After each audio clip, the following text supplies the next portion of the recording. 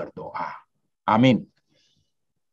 Saudara-saudara sekalian, apa kabar? Gimana kehidupan sampai sekarang? Setelah COVID ini, saudaraku, masih ada sisa-sisa COVID ya, kedengarannya, berita-beritanya sudah bereda, saudaraku. Tapi berapa 1 minggu terakhir ini ya di Singapura tinggi katanya, saudara sekalian. Dengan peristiwa-peristiwa yang dengan hari-hari yang kita lewati, saudara sekalian, dengan adanya pandemi seperti ini, banyak menimbulkan masalah dalam hidup kita, saudaraku ya. Jadi menimbulkan banyak hal yang perlu kita renungkan, kita gumuli dengan iman kepercayaan kita, saudara sekalian. Demikian pun dengan saya sebagai pendeta, saudaraku, banyak WhatsApp yang masuk kepada saya, saudaraku ya, jemaat lah. Nah, keluh kesahnya, ya mungkin itu juga yang kita alami, saudara sekalian.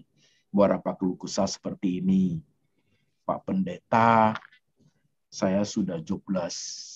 Saya sudah nggak ada kerjaan, Pak Pendeta. Saya nggak tahu bagaimana. Saya dirumahkan begitu. Sementara saya punya financial drop sekali. Dan biaya kehidupan keluarga cukup besar. Itu satu. Yang kedua, ada jemaat juga yang mengeluh, Pak Pendeta, saya sekarang sudah tidak dagang. Karena bisnis saya semua habis karena COVID ini. Jadi praktis saya tidak dagang lagi, Pak Pendeta. Jadi sekarang hanya mengandalkan istri buat catering, katanya begitu. Ada juga yang lebih seru, saudara sekalian. Nah, ini istri yang WhatsApp. Pak Pendeta, saya suami istri pasti Pak Pendeta kenal saya baik. Karena setiap kali Pak Pendeta khotbah dulu, ya kami selalu duduk di belakang Pak Pendeta suami istri, begitu. Tapi belakangan ini Pak Pendeta, saya punya suami nggak mau doa lagi. Memang bisnis kami habis. Kami bisnis online, Pak Pendeta, habis gitu. Kami praktis hidup dari ya tabungan di bank gitu, tidak besar tapi kami masih bisa hidup. Tapi suami saya sudah tidak mau doa, Pak Pendeta. Saya tanya dia, kenapa kamu tidak doa? Dia tidak jawab, dia hanya mengatakan, siapa itu Yesus? Siapa itu? Dia mempertanyakan Tuhan, Pak. Jadi ternyata pahit getirnya hidup yang dia alami itu, dia sampai mempertanyakan siapa itu Yesus. Artinya kenapa tidak tolong saya? Kenapa tidak bantu? Keadaan sudah begitu susah. Katanya Yesus itu gembala. Ini siapa itu Yesus? Dia tanyanya dengan sinis, Pak. Istri itu mengatakan, hati saya miris dengarnya, Pak. Nah, jemaat sekalian, ini contoh-contoh realita hidup yang kita alami sekarang loh. Dan ada jemaat yang kok keluhan tentang kehilangan anaknya, papanya, istrinya, cucunya. Orang-orang yang disayang karena COVID, saudaraku ya, harus terjadi meninggal. Itu banyak, saudaraku. Keluh kesahnya luar biasa. Kok Tuhan tidak jaga ya, Pak? Papa saya kan tidak sakit, begitu. Sehat kok, sehat sekali kok. Kok Tuhan tidak jaga anak saya masih muda, umur baru 20, begitu aja lewat, seketika hilang, Pak. Rasanya sulit buat saya untuk menerima kenyataan seperti itu. Nah, saudara sekalian, ini adalah fakta-fakta kenyataan hidup yang kita alami. Sehingga membuat jemaat itu, dengan Tuhan itu, agak sedikit renggang, saudaraku. Begitu. Jadi bagaimana untuk menghadapi hal demikian, termasuk kita yang hari ini ikut Ladies Bible Class, saudaraku. Saya tidak tahu, saudara-saudara, hatimu seperti apa sekarang. Tapi mungkin banyak pergumulan ya, banyak tanda tanya, banyak juga, kok kenapa seperti ini ya Tuhan, begitu.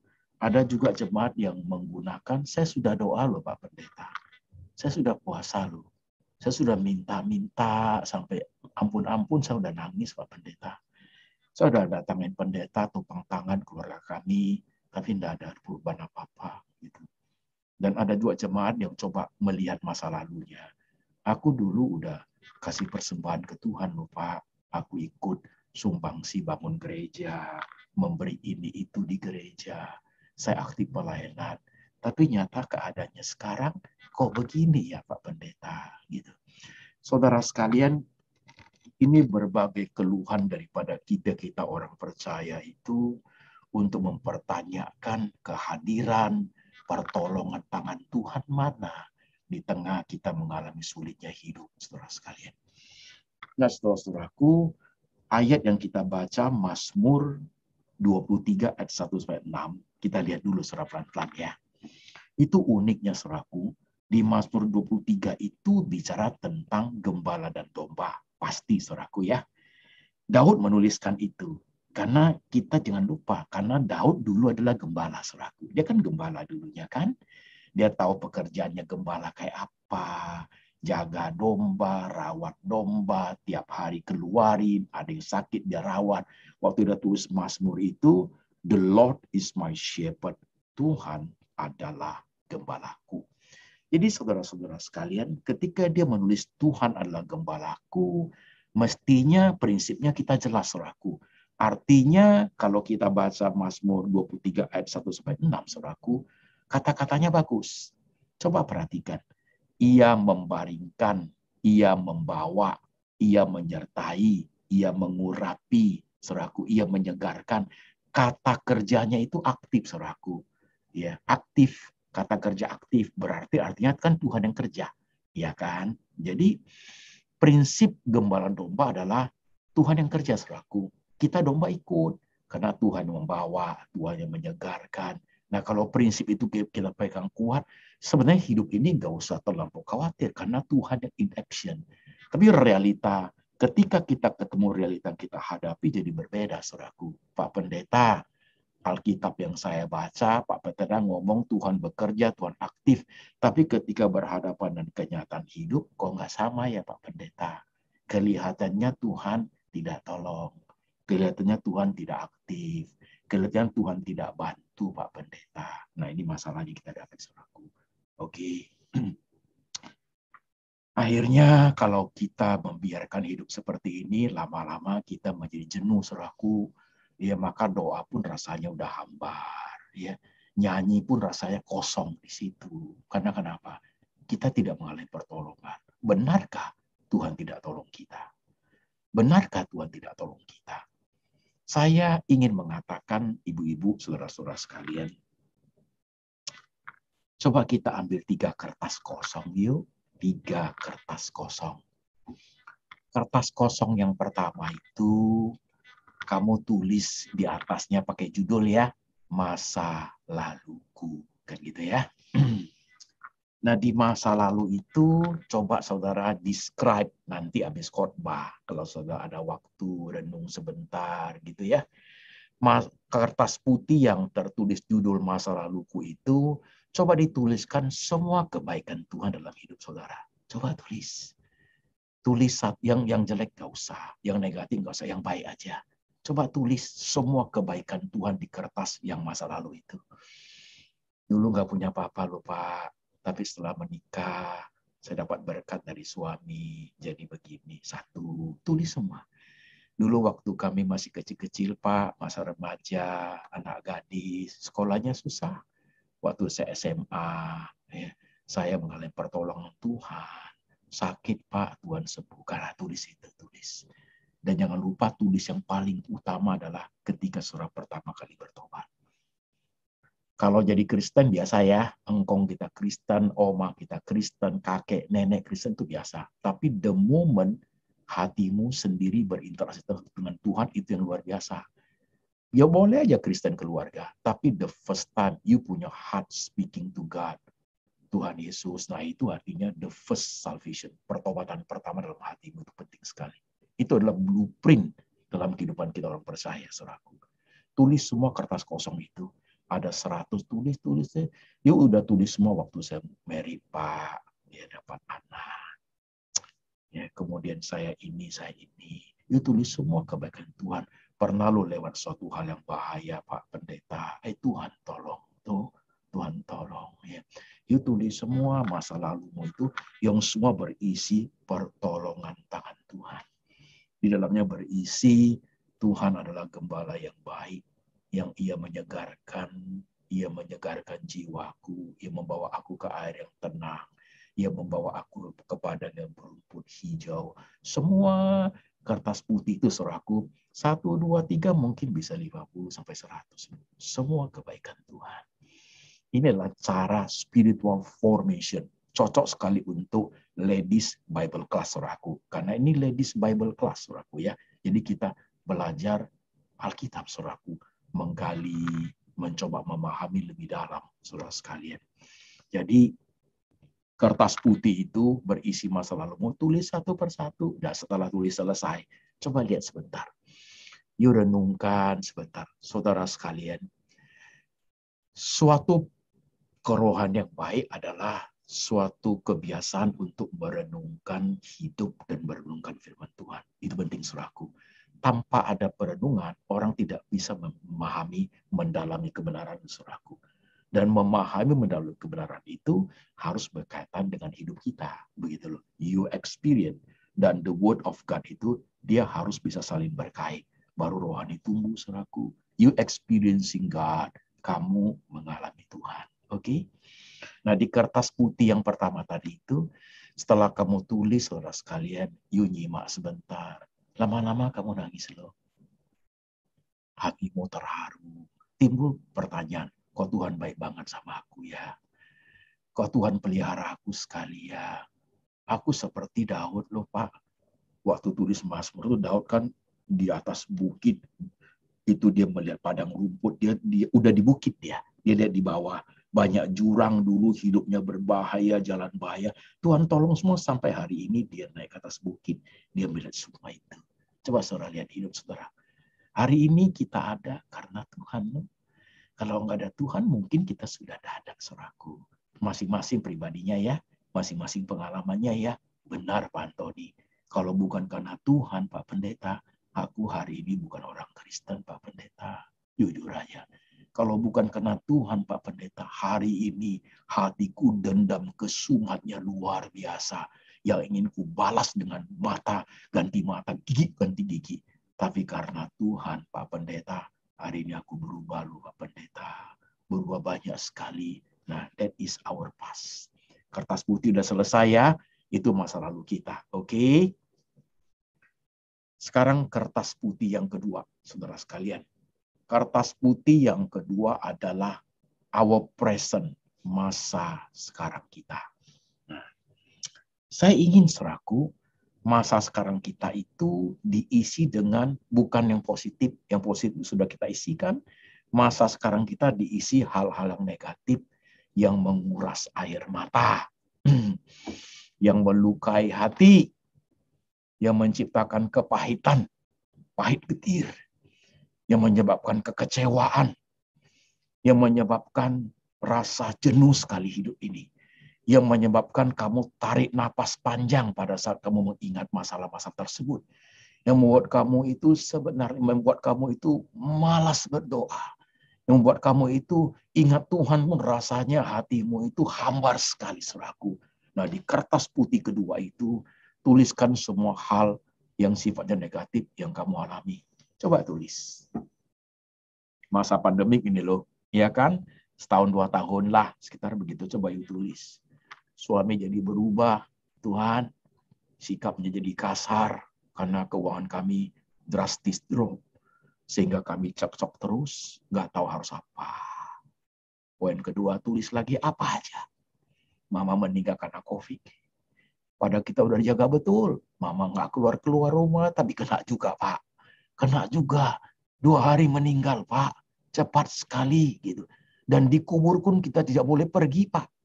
Saya hanya menangis di rumah, Pak. Menangis di kamar. Tidak bisa pergi lihat pemakaman Mama. Gak bisa, Pak. Ditulis satu persatu di situ. Mungkin saudaramu yang di luar negeri kena nggak bisa. Hanya sejauh mata memandang. Hanya dari Zoom pemakamannya, Pak. Begitu. Ditulis semua hal-hal yang berisi keluh kesah hatimu di kertas kedua. Oke. Kalau sudah diisi semua kertas kedua, saudaraku, coba kertas 1 dan kertas 2 kamu gabungkan menjadi 1. Nah, sekarang aku ingin tanya, mengapa ada di antara orang-orang percaya Karena masalah-masalah saat ini yang kita hadapi itu membuat kita ragu dengan Tuhan. Membuat kita ragu dengan pertolongan Tuhan. Padahal masa lalu kita banyak sekali tangan Tuhan di situ. Kenapa? Orang dunia mengatakan panas setahun dihapus oleh hujan sehari. Haruskah kita seorang percaya seperti itu? Lupakah kita akan pertolongan tangan Tuhan, saudaraku? Lupakah kita? Hanya karena saat ini untuk hal yang sulit, kita lupain semua kebaikan Tuhan. Mengapa bisa terjadi demikian dalam kerohanian kita orang Kristen, saudaraku? Karena, nah ini Bible study, saudaraku ya, Bible studies. Karena waktu kita hidup, saudaraku, sebagai orang Kristen, kita jarang bahkan tidak pernah mengkaitkan integrasi setiap pengalaman hidup kita, saudaraku. Kita sering menjadi orang Kristen yang sifatnya, oh aku hari ini diberkati, puji Tuhan. Begitu ya. Dengar firman Tuhan, diberkati, puji Tuhan. Iya loh Pak, gitu. Selesai udah. Jadi kita tidak pernah kaitkan semuanya. Yang udah lewat udah, kita nggak ingat lagi. Saya mengilustrasi suami istri ya. Suami istri itu, saudaraku, kalau masa lalunya tidak selalu dikenang, itu repot loh. Kalian ketemu kapan, saudara? Pertama jatuh cinta di mana? Kehanggakan cinta itu seperti apa? Saya pertama ketemu suami saya di rel kereta api, Pak. Begitu. Ya. Dia kepeleset, saya tolong, Pak. Di situ kami saling mencintai. Tidak saya tarik keluar dari rel, mati dia, Pak. Gitu. Jatuh cinta. Nah, kehangatan suami istri itu, saudaraku, yang menjadi kekuatan rumah tanggamu. Benar dong? Ya kan? Jadi kamu bisa ngomong, gimana-gimana jeleknya pun itu suami saya. Ada cintanya. Nah, dengan Tuhan pun begitu. Ya, yang dulu-dulu itu kertas pertama itu kok bisa lupa ya? Jangan. Rohani itu selalu menggabungkan semuanya, saudaraku. Sebanding dengan air mata, sebanding dengan senyum, sebanding dengan tertawa, sebanding dengan nangis, sebanding dengan berkat, sebanding dengan semua kesulitan yang kita hadapi, digabung jadi satu. Kamu lihat Tuhan. Gitu loh, saudaraku. You baru lihat Tuhan. Jadi nggak pernah merasa Tuhan kamu kok begitu. Sering sekali orang hanya lihat kalau baik itu baru Tuhan. Kalau diberkati itu baru Tuhan, saudaraku. Ya kan begitu kan? Ada lu istri atau suami, kita contoh istri lah. Dia lihat suaminya baik, suaminya benar, suaminya oke, kalau suaminya bisa mencukupi semua kebutuhan dia. Tapi kok suaminya sekarang sudah nggak mampu, udah tua, sakit-sakitan, nggak punya lagi keuangan, dia lihat suami jadi beda. Ah, ini orang laki-laki udah nggak ada gunanya. Itu nggak benar, saudaraku. Ya kan? Dulu panggilnya sayang, honey, my dear. Sekarang suaminya udah tua, dia panggil apa? Laki-laki tua itu. Buat susah aja hidup ini. Kan gitu, saudaraku. Nah, itu nggak bisa hidup begitu, saudaraku. Is it right? Dengan Tuhan pun begitu. Jadi ketika dua kertas itu kita gabungkan, saudaraku, ya, integrate. Dia bergabung, nggak mungkin rohanimu menjadi hilang. Nggak mungkin rohani menjadi mundur, saudaraku. Justru akan tambah teguh di situ, kuat di situ. Saudara sekalian, ini Bible study, man. Coba saudara perhatikan, dengan demikian membuat kita itu kuat, saudaraku. Ya, saudara kan kenal sebagian, kenal saya, saudara sekalian. Masa lalu saya, masa sekarang saya, saudaraku. Kalau masa lalu saya, saudaraku, saya pertama kali percaya Tuhan Yesus di rumah sakit jiwa, saudaraku. Waktu umur 26 tahun itu saya sakit jiwa karena saya gagal hidup. Semua gagal. Kerja lah, kuliah, semua gagal. Saya hidup di dunia orang malam. Naik klub lah, bar lah, judi lah, saya hidup di, saudaraku. Sehingga menyebabkan stres dan akhirnya depression, saudaraku. Sampai tidak pakai baju, tidak pakai celana di jalan, saudaraku. Saya dimasukkan oleh keluarga ke rumah sakit jiwa. Sekarang rumah sakit jiwa sudah nggak ada. Di depan rumah sakit Husada, ada kan Dharma Jaya. Rumah sakit orang gila itu, saudaraku. Saya tinggal di situ 1 tahun. You know, saudara sekalian. Saya percaya Tuhan. Saya punya Alkitab itu. My first Bible yang kertas itu. Saya dapat dari bar. Dikasih satu wanita tunasusila. Dia ngomong gini, Ton, saya lihat kamu nggak jahat. Saya kasih ini ya. Siapa tahu bisa tolong kamu. Itu my first Bible, saudaraku. Waktu di rumah sakit jiwa itu, jam 2 subuh, saya bangun. Lemas sekali badan. pikiran tuh capek sekali. Saya udah tahu nggak bisa ada harapan lagi. Saya udah cari berbagai kepercayaan saudaraku. Karena awalnya saya bukan Kristen. Akhirnya saya ngomong gini, Tuhan Yesus, saya nggak kenal kamu. Tolong saya, mau nggak? Saya udah nggak ada jalan. Waktu saya umur 26, jam 2 subuh, saya percaya Tuhan Yesus di rumah sakit jiwa, saudara sekalian. That is my past loh. Sampai sekarang masih hangat, Bu. Hangat sekali. Sampai sekarang itu gak pernah hilang kehangatannya. Gak mungkin saya akan lupa kebaikan Tuhan. Sekalipun saat ini yang saya alami gak bagus-bagus begitu ya, saya gak mungkin akan lupa kebaikan Tuhan. Tidak bisa menghapus sejarah yang Tuhan sudah cetak di hati saya. Itu blueprint namanya. Banyak orang Kristen hilang itu. Membuat dia hari ini, jangankan bicara ikut Zoom, ya, doa aja dia gak mau. Gak mau. Siapa itu Yesus? Dia begitu, ibu-ibu. Jadi hati-hati. That is my past loh, begitu. Waktu saya dalam bahaya-bahayanya depresi itu, ada suara-suara. Saya naik ke atas jembatan Hayam Gajah Mada. Mau terjun saya, mau lompat bunuh diri. Begitu. Tapi Tuhan tolong saya, itu masa lalu saya. Oke. Banyak sekali Tuhan tolong sampai saya sembuh, saya sekolah pendeta, that is my past.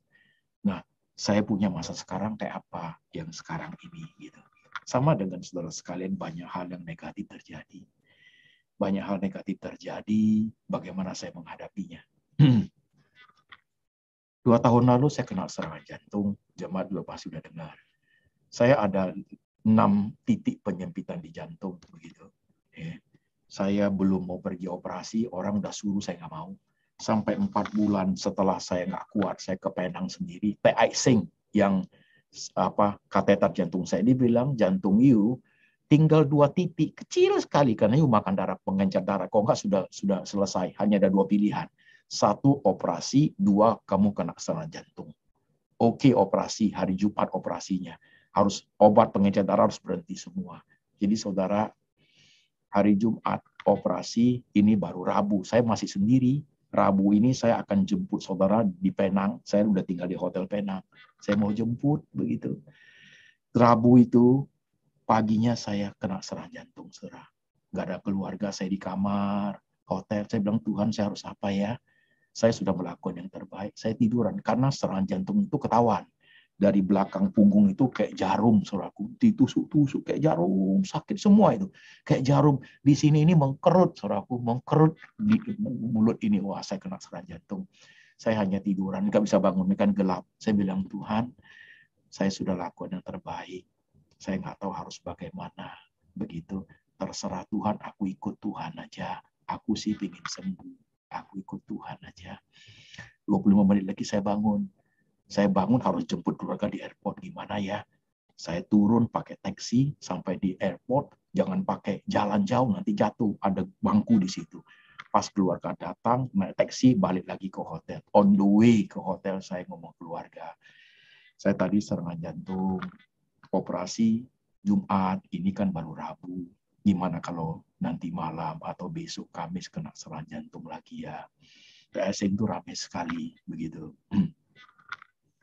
On the way di taksi itu saya berenung, Tuhan, apa hidup saya harus berakhir di kota Penang ya, di negara orang lain.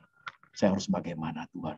You know, ibu-ibu, waktu saya ngomong begitu, telepon saya bunyi. Asisten dokter yang akan operasi bypass jantung saya. Asisten itu ngomong gini, Pak Antoni, hari ini juga datang ke rumah sakit untuk diopname. Karena besok Kamis Pak Antoni operasi. Kenapa? Pak Antoni tidak jadi operasi hari Jumat.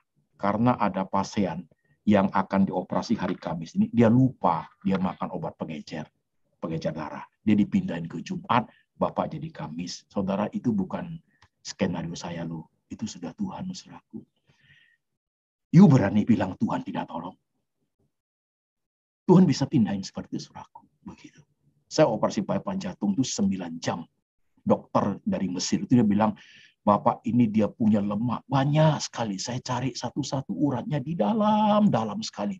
Besar orang dokter itu, saudaraku. Dia sampai nyender di dinding, kata keluarga saya. Dia kecapean. 9 jam. Saya lolos dari kematian, saudaraku. Tuhan adalah gembalaku. Sekalipun aku berjalan dalam lembah kekelaman, aku tak takut bahaya. Karena Ia menyertai aku. God in action, saudaraku. Oke, itu masa sekarang saya loh, saudaraku. Saya berani bilang Tuhan tidak tolong. Oke, selesai 2 tahun operasi jantung, pulang. Pulang sampai Jakarta kan bulan-bulan Maret ya. Itu kan sudah COVID meledak, saudaraku kan. Oke. Nah, setelah itu saya mengalami pendarahan mata, saudaraku. Mata saya ada gula dan hipertensi. Karena komplikasi, mata kanan ini sudah buta, saudaraku. Nah, setengah tahun yang lalu, mata kiri mengalami pendarahan, kerusakan retina mata, saudaraku. Waktu saya coba laser di Singapura, udah bagus. Waktu balik, setengah tahun kemudian dia pendarahan lagi. Terpaksa saya di Jakarta, dokter Jakarta. Karena nggak bisa pergi Singapura. Di laser sama dokter Jakarta, 2 bulan pendarahan lagi. Nah, setelah pendarahan ke dokter yang sama, dia bilang, you punya penglihatan menurun drastis.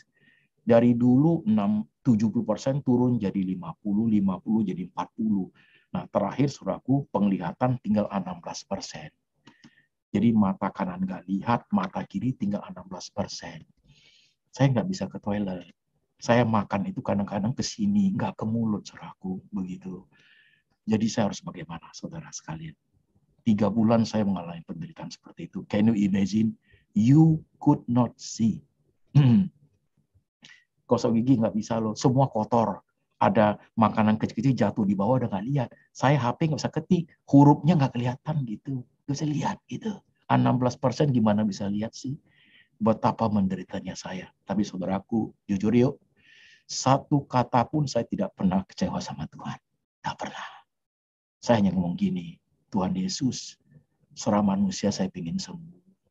Tapi engkau mau saya apa, aku ikut. Mungkin saya udah kepikir, kalau buta, saya kan kalau jantung, seorang jantung kan mati. Kalau buta kan masih hidup. Saya udah siapin rumah saya itu, saya pakai itu tuh, besi pegangan, supaya saya bisa pegang-pegang kalau saya ke toilet. Kalau siang masih bisa, keluarga tolong. Kalau jam 3 subuh kan kasihan. Saya masih pikir kalau sampai saya buta, saya bisa melayani orang buta, kan bisa kan? Sermon for the blind, kan bisa. Masih ada jalan. Tuhan, kamu mau saya apa? Aku ikut. Karena dokter Jakarta angkat tangan dia. Bapak matanya tinggal 16%. Kalau kami operasi gagal, Bapak buta total. Nggak berani dia. Jadi saya harus bagaimana? Saya doa di rumah aja. Doa aja juga. Doa terus kan juga harus ada action kan. Kalau doa doi, buta juga. Benar nggak? Ya dong. Harus doa, harus action. Saya harus ke Singapura. Dokter itu tuh, Ronald Yu yang sangat terkenal, sama Om Sik Guan. Saya telekonferensi dengan dia. Dia bilang kami punya teknologi canggih. You datang. Tapi harus dapat surat izin Menteri Kesehatan Singapura. Ini COVID lagi tinggi. Dan tahun ini juga, saudaraku, bulan April. You juga harus PCR, begitu semuanya. Ya, Telekom udah oke, kita teknologi canggih bisa bantu you. Saya urus semua, saudaraku. Dapat PCR, dapat izin masuk Singapura saya. PCR-nya 8 kali. Saya lolos semua, saudaraku, karena saya nggak bisa sendiri. Saya nggak bisa isi formulir di airport, mata saya nggak lihat, saudaraku. Saya harus digandeng, saya sama istri. PCR 4 kali, sama istri kan 8 kali. Saya lewat semua, saudaraku. Masuk Singapura lewat karantina di hotel, lewat karantina di rumah sakit dulu, masuk karantina hotel, mata saya udah nggak tahan. Baru karantina hotel 1 hari, pendarahannya sudah banyak. Sudah sangat banyak. Dokter gimana? Dia bilang, you kalau tidak operasi buta. You masih muda sekali. Saya akan minta izin pemerintah Singapura. You boleh datang untuk operasi, kemudian balik lagi ke karantina hotel. Saya dapat izinnya lagi, saudaraku. Saya dapat. Saya dioperasi, saudaraku. Udah dioperasi, balik ke hotel, 3 hari saya buka mata, saya bisa lihat dengan jelas. Darahnya hilang semua, gitu kan. Kemudian rawat jalan, saudaraku. Dokter Ronaldo bilang, ditangani oleh 2 dokter, you punya mata itu sangat berbahaya. You tidak cepat buta. Dan kamu masih 50-an. Kasihan, dia bilang, baik sekali dokternya. Dan today, saya punya mata bisa lihat 80%, saudaraku. 80% melihat dengan jelas. Tuhan adalah gembalaku.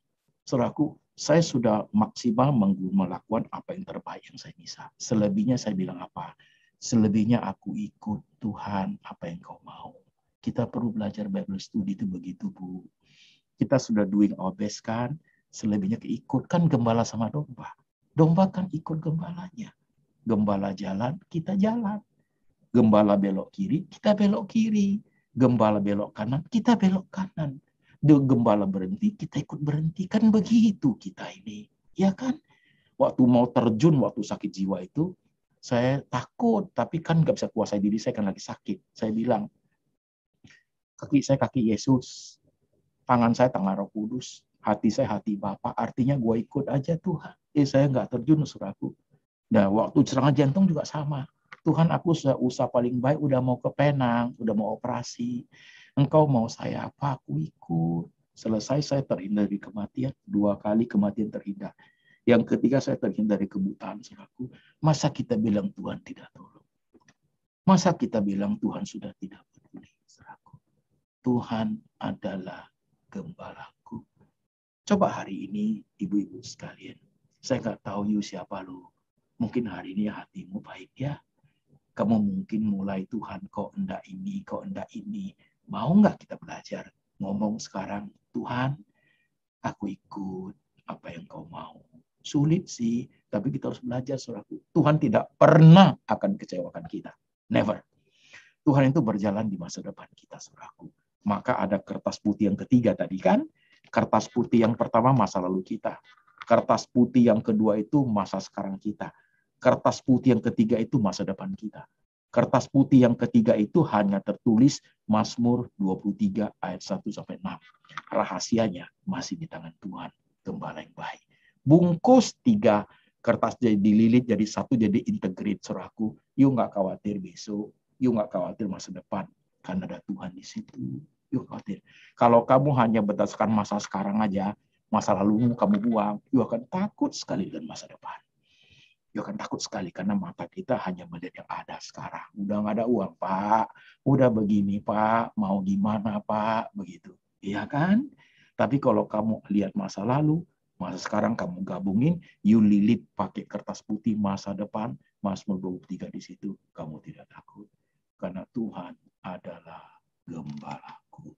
Takkan kekurangan aku. Ia membaringkan aku di padang yang berbuk hijau. Ia membawa aku ke air yang tenang. Ia menyegarkan jiwaku. Aku tidak akan khawatir terus karena ada Tuhan di situ. Jadi saudara sekalian, hari ini adalah suatu ekspresi daripada rohani kita dalam hidup, saudaraku. Ini zaman di mana Tuhan sedang menguji kita punya kerohanian dengan berbagai cara loh Tuhan, saudaraku. Begitu. Banyak orang Kristen yang kalah. Kalah dia yang tadi yang saya ngomong tadi itu. Saya nak mau Tuhan lagi Pak Pendeta. Jangan sebut nama Tuhan Yesus, benci aku. Dia kalah, saudaraku. Dia tak mampu melihat dengan baik. Dia tak mampu melihat kebesaran Tuhan lagi. Matanya sudah tertutup oleh air mata. Hatinya sudah tertutup oleh kepahitan. Dia lupa kebaikan Tuhan masa lalu itu. Dia lupa. Dia lupa, saudara sekalian.